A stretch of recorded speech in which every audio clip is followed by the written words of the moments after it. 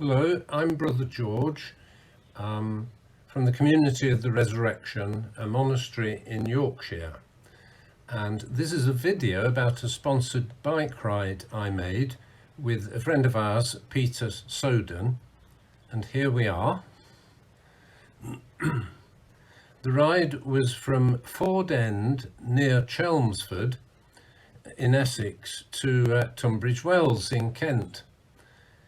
We were wanting to raise money for Tariro, which is a charity which does a lot for young people in Zimbabwe. And here is the link.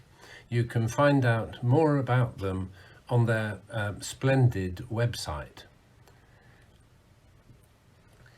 Tariro, here's the first page of the website, has for some years now, it's run a hostel in Harare for youngsters from rural backgrounds or from families that are struggling so that they can study for O-levels and A-levels and go on to professional training. We've now seen some go right through and become farmers or accountants or doctors or lawyers. And the great thing is that they were so happy living in the hostel that when they've got launched in life, they want to go back and help in the running of it. So there's a real sense of family. Tariro also helps start agricultural projects and helps with a number of orphanages. And as I say, you can read all about it on the website.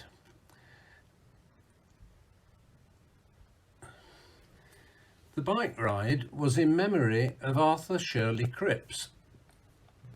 And he was a priest who left parish ministry to go and live in what was then Rhodesia.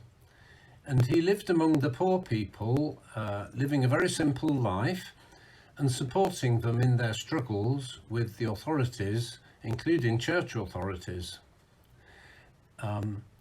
He's regarded as a saint in Zimbabwe and particularly amongst the local people. And he was buried there in the end in a simple grave, but it has become a shrine and a place of pilgrimage.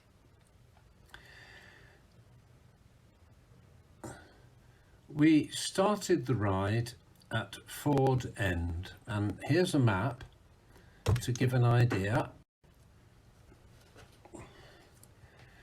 Ford End there is at the top of the map near Chelmsford. And on the first day, we were to travel all the way down past Billericay there to Tilbury, and then to cross the Thames to spend the night at Gravesend. So we started the ride at Ford End, a village near Cheltenham, at Chelmsford, where Shirley Cripps had been the vicar. And here's a picture of the rather unusual church. And we were met by a lovely group of parishioners. Due to hitches in communication, they only knew about it at short notice, and there would have been more there, but we received a lovely welcome. One man remembered that Shirley Cripps refused to live in the vicarage when he was vicar, and he lodged with a Mrs. Hodges in the village. From this list of vicars, you can see that he was vicar there twice. Fourth one down, A.S. Cripps, from 1895 to 1900. And then further down, halfway down, he was back there as vicar again in 1927, just for a couple of years. In between, he was in Africa, and after his second incumbency, he went back to Africa for good. And here by the high altar is a rather fine memorial to him, which I think is an African carving. Before departing, we all sang a simple office. Glad, for you will judge the peoples righteously. Everybody waved us off, and Peter forged ahead, myself following behind, and later on we sang the midday office in a churchyard.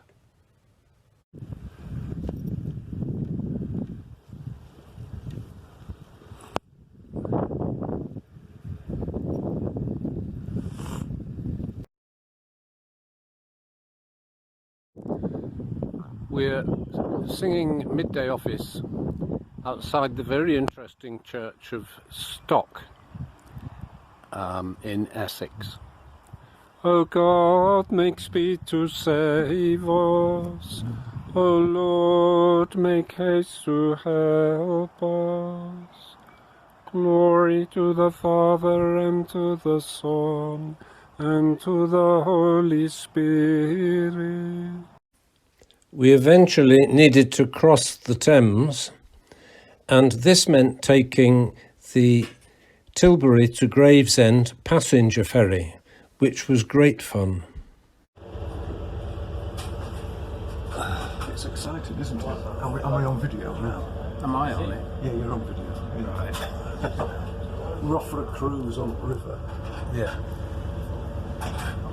Likely event of an emergency, you are asked to remain calm and follow instructions from any crew member. Life jackets are stowed under the seats around the vessel and should only be put on if instructed to do so by the captain. We are in full communication with the local river authorities and emergency. In Gravesend Parish Church is the grave of Pocahontas, and outside there is a statue.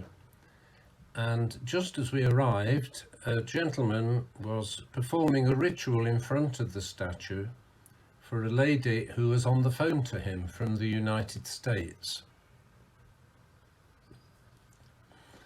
It was marvellous to have arrived just at the right moment for that. The day was drawing to a close, and we just had a short last lap to the Premier Inn in Gravesend for a good night's rest. Hello, we're on day 2 and we're just about to set off from the Premier Inn in Gravesend. But first of all, Peter has been to visit an old friend of his, and he's going to tell us a bit about him because of his connection with the Shirley Cripps home in Zimbabwe. So I'm Peter Sowden, I'm George's companion on this exciting bike ride, and I work as a book publisher, and one of my authors, Byrne MacLeod, lives in Gravesend in an old captain's house down by the water, full of pictures of sailing ships and stuff. And she and her husband Magnus were in Rhodesia, as it then was, and I thought they might have some connection with Arthur Shirley Cripps, so I called upon them and was hospitably received and asked them about the connection. And it turns out that Byrne's very good friend Diana Finn, who wrote her autobiography, she was in Zimbabwe, one of the principal fundraisers for the Arthur Shirley Cripps orphanage. And I've listened to all sorts of interesting tales about the things that went on in colonial Zimbabwe / Rhodesia, about what great things were done for the African people who were terribly, terribly primitive, including by Arthur Shirley Cripps, who just wandered around doing good, is what Byrne described it as. There's another connection in that Magnus taught Nicholas Stebbing classics at the University of Zimbabwe. Magnus doesn't remember Nicholas, but never mind. And Magnus is also very interesting in that he, the same with Arthur Shirley Cripps' campaign for Africans' human rights, not having their land expropriated, Magnus and Byrne established the Centre Party in Rhodesia, which opposed Ian Smith's apartheid and got quarter of the white vote. So here is another connection with people doing good things on behalf of poor African people in Zimbabwe. And what else can I say? They sent me off with a generous donation to Tariro. That's probably enough from me for right now. Thank you. Good, thanks Peter. Now we're off towards Lullingstone Roman Villa. The main first stop on this second day was at Lullingstone, with its remains of a large Roman villa. Here is a model of what it would have looked like about the year 350. What makes it very unusual is that it contained perhaps the earliest site of Christian worship that we know of in the British Isles. There was a room set apart with an exterior entrance so that people could enter without passing through the house. And in the 1950s, a remarkable set of frescoes were discovered, the remains of them, and they're now in the British Museum. This one, from the west wall of the chapel, shows a row of people praying.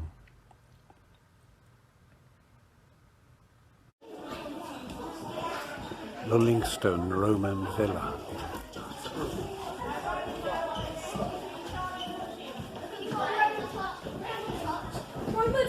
There's a famous Tariro in wall plaster and pictures of people praying, now in the British Museum. We stayed the night at the beautiful medieval abbey at West Malling. The Anglican Benedictine sisters there have a very interesting and beautiful modern chapel designed by Murray Maguire.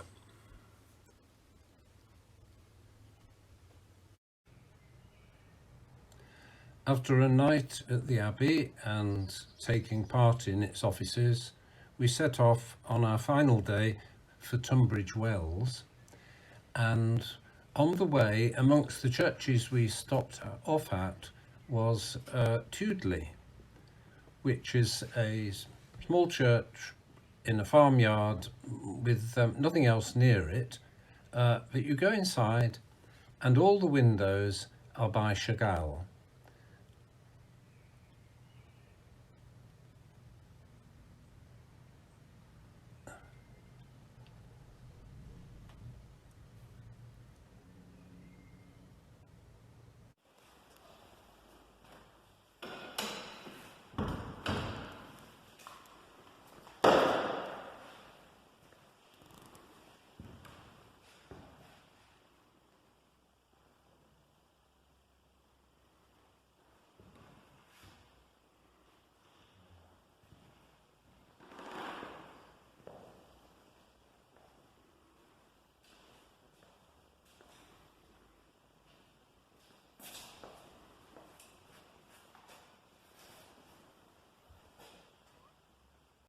As we went along, we stopped at the times of prayer to sing offices, and I can't remember the name of this church where we sang evensong. O God, make speed to save us. O Lord, make haste to help us. Glory to the Father, and to the Son, and to the Holy Spirit.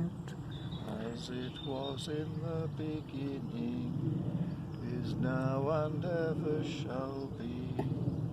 Amen. Hallelujah.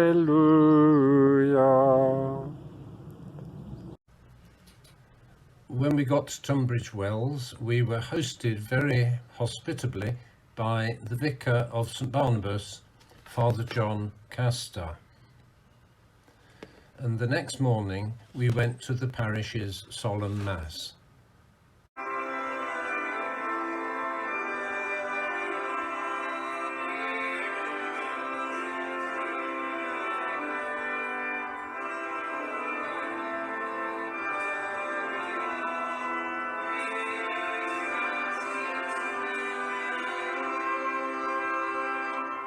My bike had heavy luggage on the back, and as soon as we'd got to the church in the morning, I managed to fall off it and bang both my elbows and my knees and bend my glasses.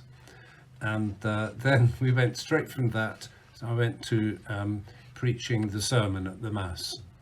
Has a significant part in this because of a person from this parish who is more famous than you might realise, Arthur Shirley Cripps.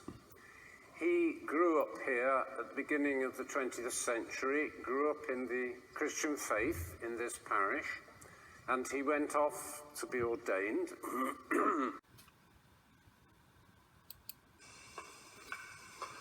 First of all, thank you, Father, for preaching for us today and revivifying that link with Arthur Shirley Cripps. And hopefully we can explore that further, because it's very noteworthy, and particularly that legacy in Zimbabwe. So thank you so much, and a very pleasure to have you here as well. So again, we'll talk more about the charity, and there's information on our website now, I believe, as well. So you can go there and look at the parish website. Here's a little bit of parish life you might like. There's a big day coming up in a couple of weeks, isn't there, Lena? Yes, Lena's going to be admitted to her first communion in 2 weeks' time, isn't it? So that's going to be a big occasion as well. And you're going to look amazing. Let's see. Almost everyone's here. And you're starting a new unit, aren't you? That's very good. Would someone like to speak? Oh, you surprised me. I think you're all going to speak today, aren't you? Go for it. Go for it first, and then we'll go to Lena, almost received into communion. Our new topic is the apostles. There were 12 of Jesus' followers or disciples, and we have made some of them here as, should I say, puppets. Once again, lovely, friendly people at St Barnabas. The Mass was a splendid way to end our pilgrimage. And thanks be to God for all that Tariro is doing for so many young people. And thank you for watching. And if you'd like to donate towards Tariro, here again is the link for the website.